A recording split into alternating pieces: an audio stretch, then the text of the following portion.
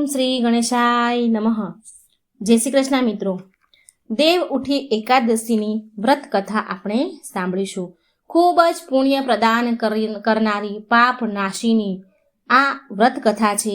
તો મિત્રો પૂરા ધ્યાનથી મનથી સાંભળજો અને બીજાને પણ સંભળાવજો.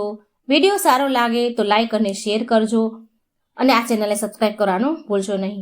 આપણા થકી જો કોઈ વાર્તા સાંભળે, એકાદશી વ્રતની કથા સાંભળે તો અનેક ગણું પુણ્યફળ આપણને પણ મળશે. માટે વિડીયોને બને એટલો શેર કરજો, બીજાને આ કથા જરૂર સંભળાવજો. ઓમ નમો ભગવતે વાસુદેવાય. એક સમયની વાત છે. એક નગરમાં એક રાજા રહેતા હતા. તેના રાજ્યમાં પ્રજા બહુ સુખી હતી.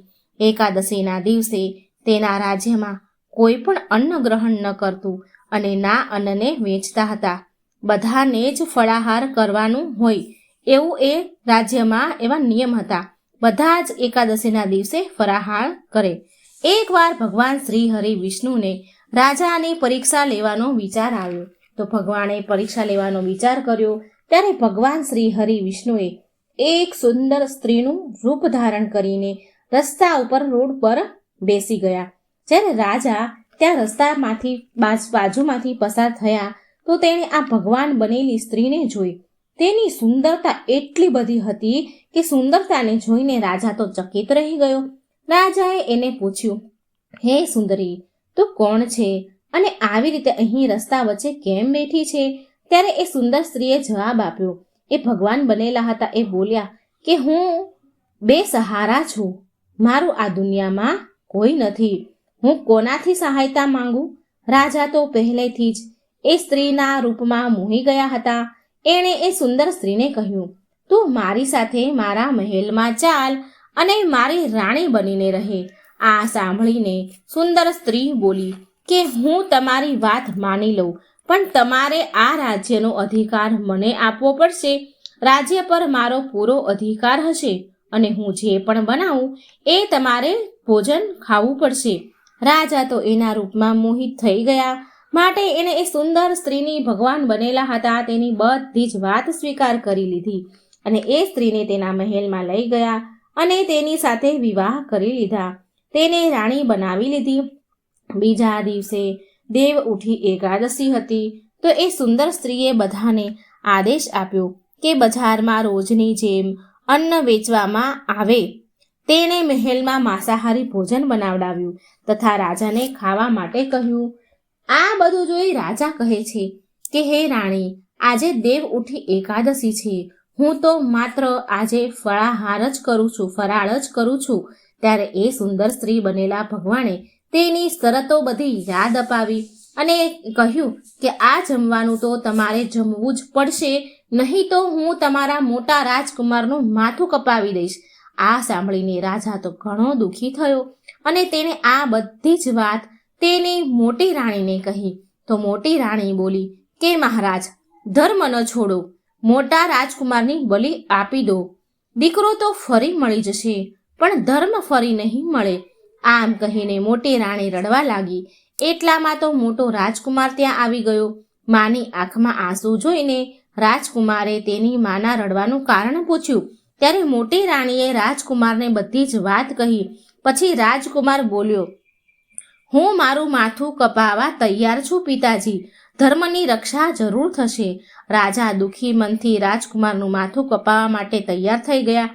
ત્યારે એ સુંદર સ્ત્રીના રૂપમાં ભગવાન વિષ્ણુ પ્રગટ થઈને બોલ્યા, અસલ બધી વાત કહી. રાજાની જે પરીક્ષા લીધી એ બધી જ ભગવાને વાત કહી અને કહ્યું, હે રાજન, તું આ કઠણ પરીક્ષામાં પાર ઉતર્યો છે. ભગવાને પ્રસન્ન મનથી રાજાને વર માંગવા કહ્યું. ત્યારે રાજા કહે છે કે પ્રભુ, અમારી પાસે તમારું દીધેલું બધું જ છે. સૌ સારાવાના છે. તમે અમારા પર તમારો આશીર્વાદ સદાય રાખો અને અમારો ઉદ્ધાર કરો. એ સમયે ત્યાં એક વિમાન ઉતર્યું. રાજા એ મોટા રાજકુમારને રાજ્ય સોંપી દીધું અને વિમાનમાં બેસીને ભગવાન સાથે રાજા પરમધામ ચાલ્યા ગયા. હે ભગવાન શ્રી હરિ વિષ્ણુ, હે લક્ષ્મીપતિ, જેવી રીતે તમે રાજાનો ઉદ્ધાર કર્યો એવી જ રીતે આ કથા સાંભળનાર, સંભળાવનાર, વાંચનાર, લખનાર, હોંકારો ભરનાર બધા જ ઉપર તમારી કૃપા વરસાવજો. સારું આરોગ્ય પ્રદાન કરજો. જય શ્રી હરિ વિષ્ણુની જય. કાર્તિક માસની સુદ પક્ષની એકાદશીને દેવ ઉઠી એકાદશી કહેવાય છે.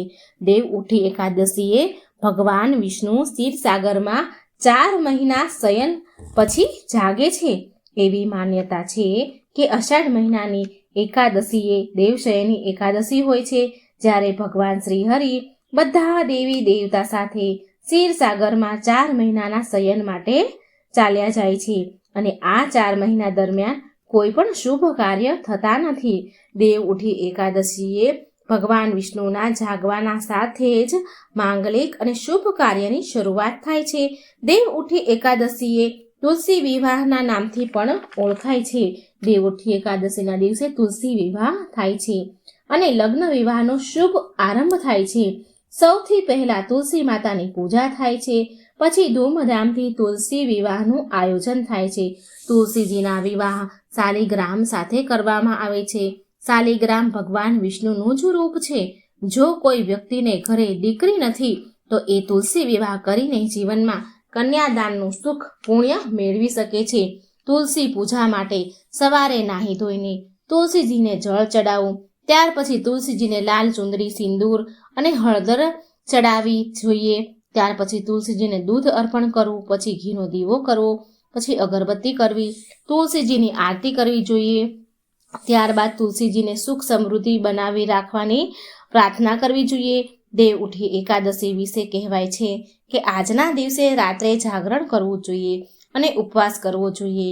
આજે ઉપવાસ કરવાથી 1000 અશ્વમેઘ અને 100 રાજસુ યજ્ઞનું ફળ મળે છે. પિતૃદોષથી પીડિત લોકોને તેના પિતૃઓ માટે આ એકાદશીનું વ્રત જરૂર કરવું જોઈએ.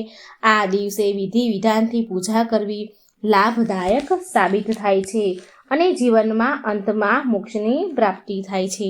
તો મિત્રો, આ હતી દેવ ઉઠી એકાદશીની પવિત્ર વ્રતકથા.